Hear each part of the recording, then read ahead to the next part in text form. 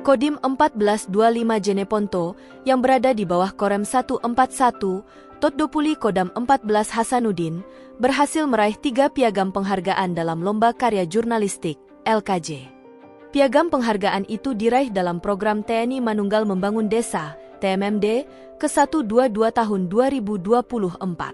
Kodim 1425 Jeneponto memperoleh juara pertama untuk media cetak kategori dan Satgas TMMD, juara ketiga untuk media elektronik oleh media TV One kategori wartawan, dan juara ketiga untuk media sosial Instagram.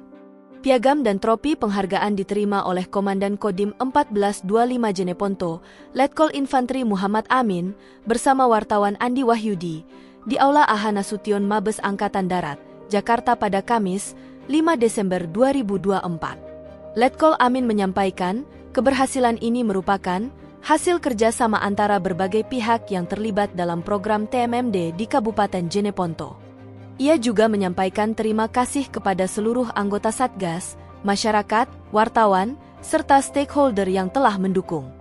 Pelaksanaan TMMD ke-122 bertujuan untuk memperlancar perekonomian, meningkatkan mobilitas, dan membuka jalur komunikasi antar desa di wilayah Desa 7, Kecamatan Bangkala Barat, Jeneponto.